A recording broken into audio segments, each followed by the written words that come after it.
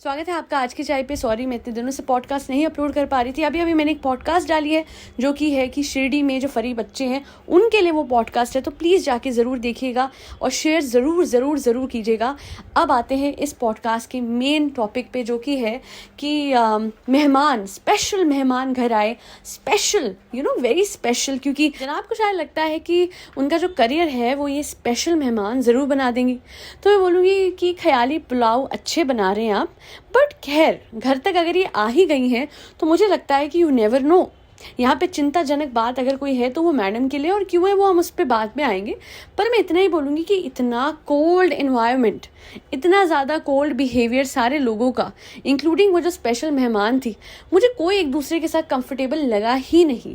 और चलिए स्पेशल मेहमान तो किसी के घर आइए ना, तो वो एक्सपेक्ट करेंगे कि सामने वाले उसी तरीके से आए। अब कहने को तो वो कह सकती है no they were all very they were all very good, they are so good, oh my God this is my बच्चा। नहीं, नॉट ओनली हर बच्चा, ये सबका ही बच्चा है, ये मैन चाइल्ड सबका ही चाइल्ड है। पर खैर इतना कहूँगी कि मैडम और साहिबा, आपके घर अगर कोई आता है तो आपको क्या ढंग से ड्रेसअप करना नहीं आता? नहा धो के ये लोग नहीं बैठ सकते?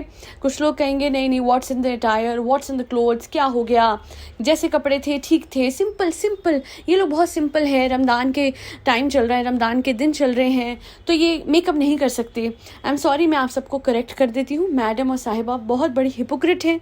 वो दिखाने को हम सिंपल हैं, हम मेकअप नहीं कर सकते, ये वक्त रमज़ान का चल रहा है, ये ज़रूर दिखा रही है मैडम और साहिबा। पर आप ध्यान से इस बात को नोटिस कीजिएगा, कुछ दिनों पहले प्रीमियर था, वहाँ पे खूब सज बन के मेकअप करके बाल ऐसे संवार के गई थी ना। और दूसरा, ये साहिबा जो है, वो जो मम्मी धरती का हुआ था आप लोगों के सामने है, गई थी ना, उसमें भी अच्छा मेकअप करवा के खूब तैयार होके।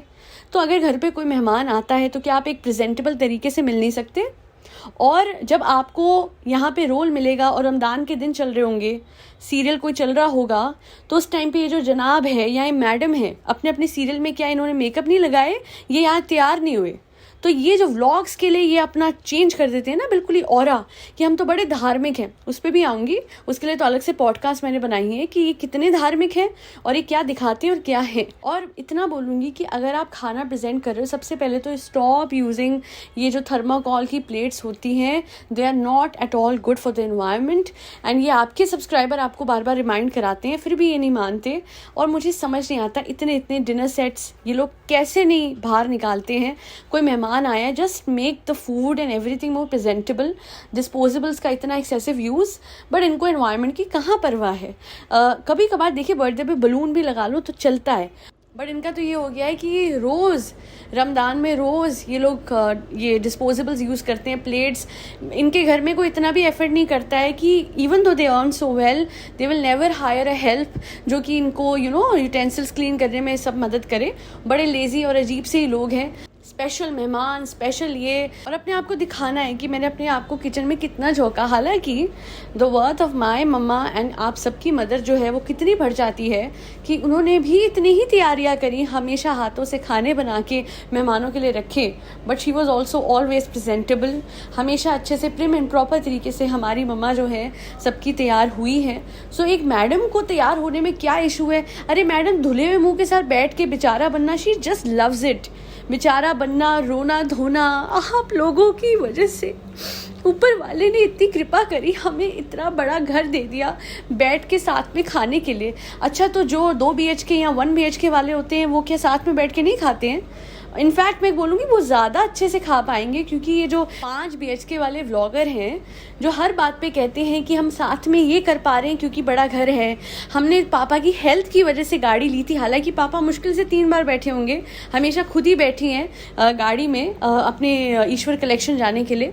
तो इतना ज़्यादा हर चीज़ को इमोशनल व्यू दे देना कि लोग बिल्कुल कनेक्टेड फील करें, इवन दो कनेक्टेड फील होने की कोई बात नहीं है। ये एक बड़ी गाड़ी लेना इनकी कोई मेडिकल इमरजेंसी नहीं थी, ये मैडम के लिए ली गई थी, ये कोई पापा के लिए नहीं ली गई थी। ये इतना बड़ा घर लेना इफ्तारी के लिए नहीं था कि सारे बैठ के खाएं, या जो भी सहरी होती है, ठीक है थोड़ा टर्मिनोलॉजीज में मुझे कंफ्यूजन है। Therefore correct me if I'm wrong, but हाँ, जो मेन पर्पस था ये बड़ा घर बनाने का वो ये था कि मैडम को अपना एक अलग सेक्शन चाहिए था, अपना घर चाहिए था जो इन लॉज से थोड़ा सा अलग हो। अब ऑब्वियसली ऐसे पापा को अलग से घर में रखते तो वो अजीब सा लगता, तो सारा घर मर्ज होते हुए भी कैसे अलग रखा जाता है वो कोई इनसे सीखे। पूरे टाइम ये दोनों बैठे रहते हैं कोने में, पापा एक कोने में। कब मिलते हैं? पापा सब ठीक, सिर्फ व्लॉग्स के लिए, और वो आपके सामने है। कभी ऐसा हुआ कि आदमी अपने पापा को सुबह वॉक पे ले गया हो?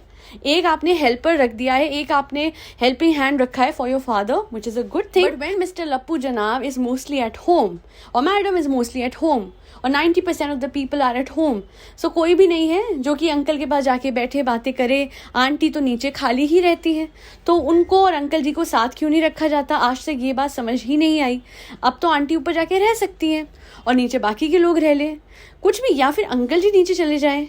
नीचे वाला घर बड़ा लेने के बजाय ऊपर 3 लोगों के रहने के लिए इतना बड़ा घर लिया है, देख लो आप। और फिर प्यार दिखाना है कि हम तो इन लॉज से बहुत करते हैं, इवन दो उनको इतने से माचिस की डिब्बी में रखते हैं और खुद इनको बड़ा सा अपने लिए पूरा का पूरा 5 BHK चाहिए इमोशनल मैडम को, मेसी इमोशनल मैडम को। तो बस यही मुझे कहना है आप लोगों को कि आप इस भुलेखे में मत आओ कि डाउन टू अर्थ है या फिर ओ हो मेहमान नवाजी बड़े दिल से हो रही है। ये मेहमान नवाजी उस फिल्म के ऑफर के लिए है जिसकी बात हो रही थी जनाब दिखलाजा में, जहाँ पे मल्ला जो है और ये जो है स्पेशल मेहमान जो आई थी इनके घर में, वो दोनों ने तो ऑलरेडी तब बोल ही दिया था कि जब तुम्हें पहली फिल्म मिलेगी तो हमें कॉल जरूर करना। तो ओहो क्या इमोशनल मोमेंट था, इवन तो लप्पू जनाब ने बताया नहीं, बट पहली फिल्म मिल चुकी है और ये उसको डुबा भी चुके हैं। बट इस फैमिली की आदत है कि ये पुराने रिश्तों को, पुराने काम को डिसरिगार्ड कर देते हैं नए रिश्तों और नए काम के लिए। So that is there pattern, one can't help it. So you never know कि जनाब को हो सकता है काम मिल भी जाए, क्योंकि अब तो ये लोग एक्चुअली क्या है ना कि नए लोगों से रिश्ते बनाएंगे, नए लोगों को घर बुलाएंगे। पुराने दोस्त तो किसी काम के नहीं है ना। देखिए जिनसे कोई काम नहीं है वो तो बेचारे फ़ोन भी करते रह जाए तो मैडम को वक्त नहीं मिलता, और जो नए लोग हैं जिनसे मतलब है, जिनसे ऑफ़र चाहिए, उनको घर बुलाएंगे। अपने पापा से तो 9 के 9 महीने जब ये प्रेग्नेंट थी तब नहीं मिली थी, एंड सडनली जब लोगों ने कहा कमेंट सेक्शन में तो मिल गई। अब जनाब के लिए रोल चाहिए एक फिल्म में, जनाब को लॉन्च करना है।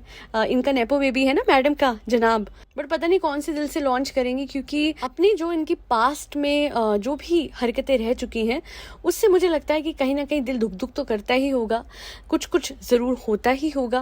पर इतना ना कुछ हो जाए कि मैडम बहुत कुछ सह जाएं। खैर वो सबका अपना अपना कर्मा है, अच्छा होगा तो अच्छा मिलेगा और बुरा होगा तो बुरा मिलेगा, हम क्या ही कह सकते हैं। बाकी इतना ज़रूर कह सकते हैं कि नहा लिया करो मैडम साहिबा और सब लोग, क्योंकि सब लोग नीचे से जो जैसे इनकी अम्मी हैं, अंकल हैं, सब लोग साफ सुथरे लगते हैं, बट ये लोग नहीं लगते हैं। जैसे मैडम जनाब और साहिबा है, ये 3 लोग जो हैं पर्टिकुलरली जो व्लॉगर्स हैं इन द हाउस है ना, वो ही नहाते नहीं हैं। कैसे नहीं नहाते मुझे समझ नहीं आता, इतनी गर्मी में भी इनका मन नहीं करता। बाकी आज एक और पॉडकास्ट में ज़रूर अपलोड कर रही हूँ to unleash their reality on how they are literally manipulating their audience on the basis of this aspect which is, आप सबको पता है कौन सा एस्पेक्ट है, किसको ज़्यादा यूज़ करके ये लोग दूसरों को मैनिपुलेट कर रहे हैं, दोनों तरफ के लोगों को मैनिपुलेट करते हैं, वो ज़रूर मैं हाईलाइट करूँगी आज। राजा बेटा और राजी बहू, ये कितने ही आइडल बहू और बेटे हैं, ज़रा उस बात पे आज बात करेंगे। और मैं आपको एक चीज़ बता देती हूँ, जो लोग कहते हैं बुराई बुराई बुराई, देखिए जो ये व्लॉग में कर रहे हैं उससे कुछ आगे का तो नहीं है ना, हम वही डिस्कस कर रहे हैं जो सामने है। बस प्रॉब्लम इनके साथ ये है कि इतने झूठ बोल देते हैं कि अब ये गिनती भी नहीं रख पा रहे हैं। मैं तो इनको कहती हूँ कि जैसे वो डायरी इन्होंने मेंटेन करी थी साहिबा के टाइम पे बजट मेंटेन करने के लिए, वैसे झूठ मेंटेन किए होते तो आज इतने इनके सच झूठ सामने नहीं आते। सॉरी, सच नहीं, झूठ ही झूठ। और बाकी एक बात मुझे कहनी थी कि जनाब आपको तो शर्म भी नहीं आती, उस बेचारे के सिर पे चोट लगी हुई थी जो इनके घर में काम करता है टिक्कू, और कहते हैं कैसे लग गई, इतनी पी ली क्या? मैं एक चीज़ बोलूँगी, इसे शर्म नहीं आती लप्पू को?